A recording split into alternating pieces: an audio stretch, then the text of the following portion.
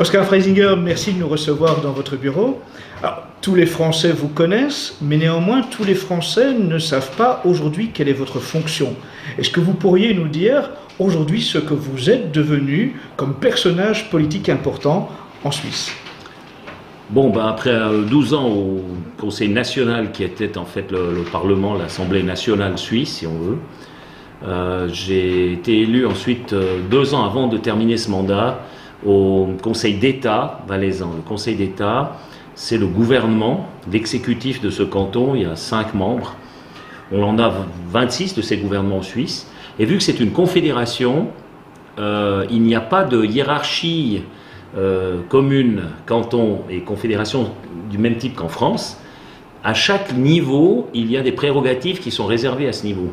C'est-à-dire les communes ont un certain nombre de prérogatives qui sont uniquement de leur ressort. Et au niveau du canton, certaines autres prérogatives qui sont uniquement du ressort des cantons. Et puis ensuite, il y a la confédération qui s'occupe du reste, donc pour quand même créer une unité entre ces 26 cantons. Donc on a délégué un certain nombre de pouvoirs chaque fois à l'échelon supérieur. Mais sur les points qui sont du ressort du canton, eh bien, la confédération ne peut pas nous imposer sa volonté. Donc moi je suis responsable de 2 éléments qui sont encore vraiment des prérogatives essentielles des cantons. La sécurité, c'est-à-dire qu'il y a des forces de police, c'est un territoire de 5200 km², entouré de montagnes. Il y a 42 cimes de plus de 4000 mètres, 330 000 habitants environ. Donc j'ai 520 policiers, donc 480 en uniforme. Il y a les prisons, etc. Il y a la circulation routière, il y a la protection civile, et tout ça c'est dans mon département. Et puis ensuite l'autre volet, c'est la formation, c'est les écoles, formation élémentaire, secondaire, tertiaire, etc. Tout ce qui est formation, c'est également une prérogative des cantons. Donc je détermine ici, bien sûr toujours avec un parlement, mais je dirige les écoles. Si on... Alors avant de détailler l'exercice de votre pouvoir, comment on en arrive là? Comment on passe de cette phase d'être un homme politique de l'opposition à un vrai détenteur de pouvoir? C'est parce qu'en Suisse, il n'y a pas réellement d'opposition. Donc si vous prenez le gouvernement fédéral, les 4 forces politiques majeures sont représentées dans ce gouvernement. Bien sûr que l'UDC, le parti que je représente, est en opposition sur certains sujets, principalement des sujets d'identité, de souveraineté, d'immigration, etc., de sécurité. Là, on est assez souvent en opposition, mais les socialistes sont très très souvent en opposition sur tous les thèmes sociaux, santé, surtout les thèmes sociaux, principalement dans le social. Mais, et puis après vous avez les partis centristes, mais tous sont représentés au gouvernement. Donc on a 2 socialistes, on a 2 libéraux radicaux qui sont un peu l'UMP de Suisse, et puis 2 partis plutôt conservateurs sur les valeurs et libérales sur l'économie, ce qui est l'UDC, et puis un PDC, Parti démocrate chrétien, qui est encore un parti qui commence gentiment à perdre ses racines chrétiennes, mais qui est issu évidemment de cette mouvance-là. C'était comme la démocratie chrétienne en Italie ou bien la CDU en Allemagne. Lorsque on observe la situation valaisanne, on voit que c'est un véritable tour de force pour l'UDC de s'imposer dans une région qui finalement est naturellement à droite, donc qui n'est pas propice à l'émergence d'un parti comme l'UDC. Oui, donc nous l'avons fondé ce parti en 1999, le 15 juillet, je me souviens. On était 3 à avoir eu l'idée autour d'une table. L'un d'entre eux est décédé depuis, l'autre, je crois qu'il est dans un EMS. Donc voilà, je reste encore le 3e valide qui a continué et qui joue toujours un rôle. Ça a été très très dur au début, mais la Suisse étant basée sur le principe de la démocratie directe, il y a des scrutins, en tous les cas pour ce qui est des parlements, des scrutins qui sont principalement proportionnels. Quand nous voyons par exemple depuis la Suisse qu'un parti comme le Front National, qu'on l'aime ou qu'on l'aime pas, qui est une force politique majeure, je dirais que même c'est la première force politique de France, est représenté par 2 députés à l'Assemblée nationale, pour nous ici c'est une aberration, c'est un déni de démocratie, selon notre conception de la démocratie. On dit, enfin, c'est plus de la démocratie, ça veut dire qu'il y a environ 30% de la population qui ne sont absolument pas représentés. Et pour nous, cela est insupportable puisque tout le pays est construit sur des consensus, des compromis. On est tout le temps dans le compromis, dans le consensus, dans l'équilibrage des forces. C'est pour cette raison que le système suisse est aussi pérenne. Je le décris d'ailleurs dans le livre, là, dans le remède suisse. C'est vraiment Antigone chez les Helvètes. Je décris les départs, l'idée de départ très généreuse et très intelligente de ce système, qui a très vite compris qu'on ne pouvait pas se fier à la prise de pouvoir par les individus. Si vous avez une prise en otage du pouvoir, soit par un groupe, soit par un individu seul, vous avez automatiquement un abus de pouvoir qui va s'installer, un totalitarisme d'une manière ou d'une autre. Donc, ils ont réussi à créer un système qui s'auto-équilibre, qui s'auto-répare même, qui se rétablit tout le temps par les mécanismes qu'on y a mis. C'est comme une horloge suisse, c'est parfaitement agencé, et où les êtres humains, au fond, n'ont pas réellement de puissance. Donc, ce ne sont pas eux qui sont déterminants du bon fonctionnement du système. Ce qui détermine le bon fonctionnement du système, c'est la capacité de dialogue et de trouver des compromis. Et puis ensuite, le peuple, puisqu'il y a la démocratie directe, qui est l'arbitre. Lui, il a le dernier mot. Parce qu'on ne sait jamais, hein, si des fois ils essayaient peut-être de dérégler le système, les gens là-haut, ou de vouloir s'en accaparer des parts, vaut mieux que le peuple ait toujours le dernier mot. Donc ils ont vraiment étayé ça de manière idéale, ce qui fait que si chez nous vous avez un certain nombre d'olibrius qui occupent des postes dirigeants, ça n'aura pas une incidence majeure. En France, vous avez un olibrius qui occupe un poste important, ça a une incidence vraiment majeure. Donc, puisque chez vous, au fond, le système a été construit pour De Gaulle, et puis que De Gaulle, il n'y en a pas eu beaucoup depuis. Hein, donc évidemment que ça pose un problème. Chez nous, non. Nous ne sommes pas jacobins, nous ne sommes pas ni royalistes, nous ne sommes pas république, nous sommes une confédération. Donc, avec ça, ça permet à un parti politique, comme celui que j'ai créé ici en Valais, mais qui existait déjà au niveau suisse, de prendre son essor parce qu'il y a le peuple qui va élire ses représentants, mais selon le mode proportionnel. Donc dès le moment où il y a un certain nombre de gens qui sont d'accord avec nos idées, par la force des choses, on fait des sièges. Et ça, c'est le premier pas. Le premier pas, c'est de conquérir un certain pouvoir au niveau des législatifs. Alors, nous avons progressé lentement. Les premières élections en 2001, on a fait 2 sièges. Ensuite, on est passé 4 ans plus tard à 6 sièges, 4 ans plus tard à 12 sièges et 4 ans plus tard à 21 sièges. Et j'ai bon espoir qu'en mars prochain, nous puissions passer à 26, 27, 28 sièges peut-être. Donc une progression régulière qui nous permet chaque fois de digérer le bond que nous avons fait en avant. Et ce qui s'est passé il y a 2 ans, et non plus, il y a déjà 3 ans et demi en fait que j'y suis, c'est que pour tirer les listes et pour casser le pouvoir exclusif qu'avait le Parti démocrate chrétien ici, qui sont la droite conservatrice, hein, mais qui, pour nous, était en train de tourner vers la gauche, si on veut, une sorte d'affadissement complet des valeurs fondamentales. Un centre mou. D'un centre mou, c'est devenu un centre mou. Il y avait des élections au gouvernement, et puis moi, je devais tirer les listes, et on avait l'espoir de faire basculer la majorité absolue qu'ils avaient depuis 150 ans. Donc ils avaient ici, dans ce canton, depuis 150 ans, la majorité absolue, hein, au Parlement et au gouvernement. Et il y a 3 ans et demi, on a cassé cette majorité absolue au Parlement. Donc maintenant, ils doivent composer au niveau du Parlement. Au gouvernement, ils en ont encore 3 sur 5.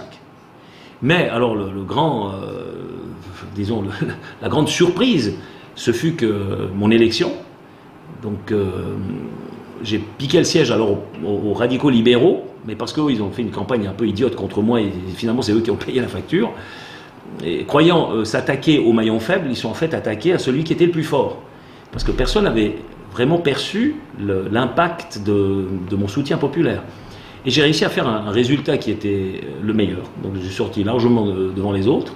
Et au 2e tour, ils ont présenté un autre candidat à la place, ils ont lancé un 2e tour. Et il y a eu 5% de moins de participation de vote, j'ai encore fait 5% de voix de plus. Donc bon, alors à partir de ce moment-là, voilà.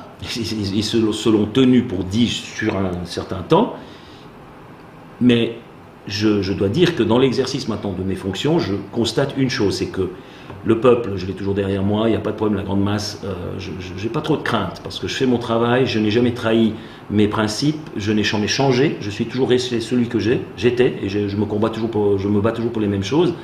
Mais par contre, l'establishment n'a jamais accepté que le peuple puisse avoir l'outrecuidance d'élire quelqu'un comme moi à un poste aussi important. Ça, c'est insupportable. Donc ça fait 4 ans qu'on essaie de me détruire, c'est systématique, sur tout et rien. Donc on invente des combines. Parce qu'en fait, dans ma gestion, à proprement parler, il n'y a rien à dire. J'ai respecté les budgets pendant 4 ans, je suis un des seuls du gouvernement à le faire.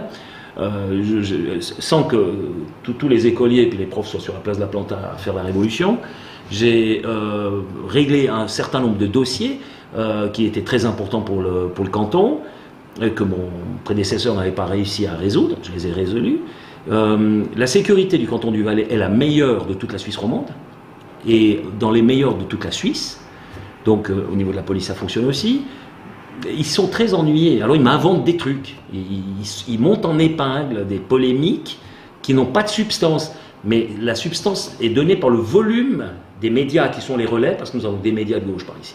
Donc les relais des médias permettent de gonfler artificiellement la chose et de faire croire aux gens, ou tenter de faire croire aux gens, parce que les gens ne sont pas dupes, qu'il y a un énorme scandale, et au décompte final, chaque fois quand on essaie de saisir le scandale, il s'effrite et la se dégonfle.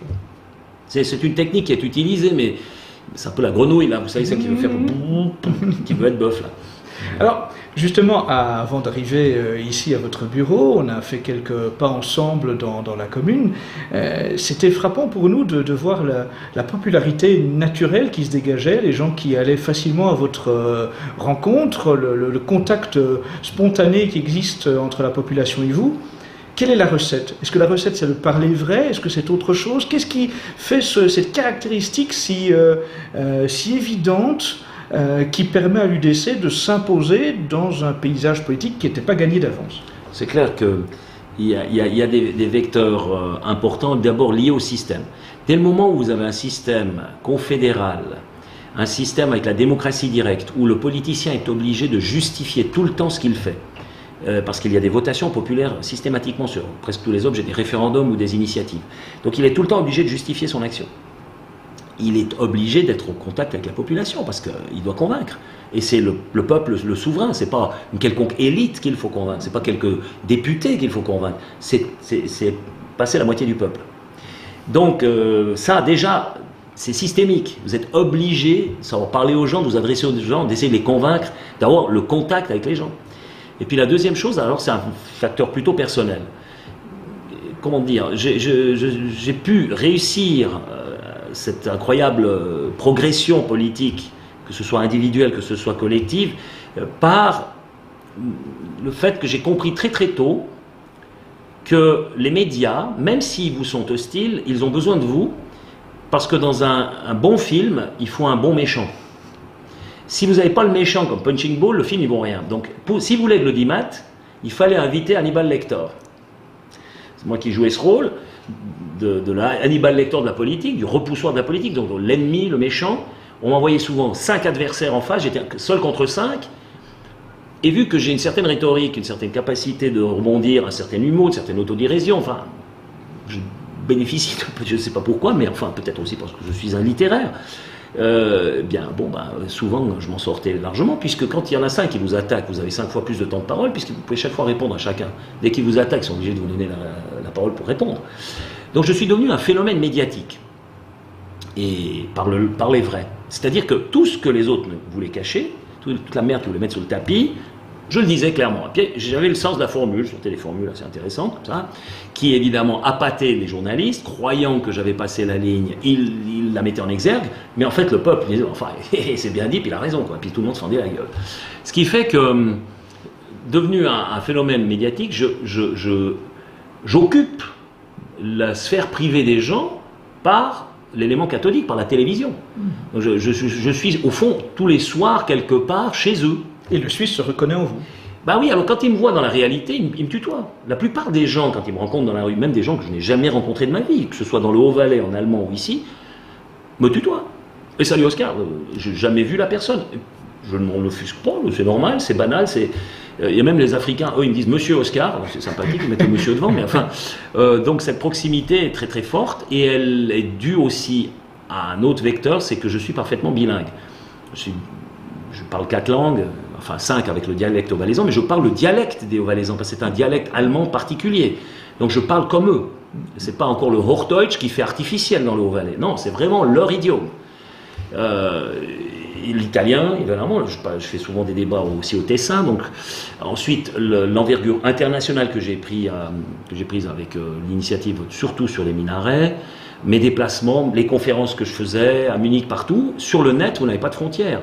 Et ces discours que je tenais, par exemple, le fameux discours de Berlin d'il y a environ 4 ou 5 ans, il a fait le tour du monde. Je reçois des messages maintenant encore des États-Unis, de l'Australie, parce qu'il n'y a pas de frontières à ça. Et dès le moment où un de ces discours est sous-titré, et ils prennent des extraits souvent, 5 minutes particulièrement saignantes, et puis ils mettent des sous-titres en anglais, et alors là vous avez c'est un impact extraordinaire. J'ai participé aussi à des sitcoms, etc.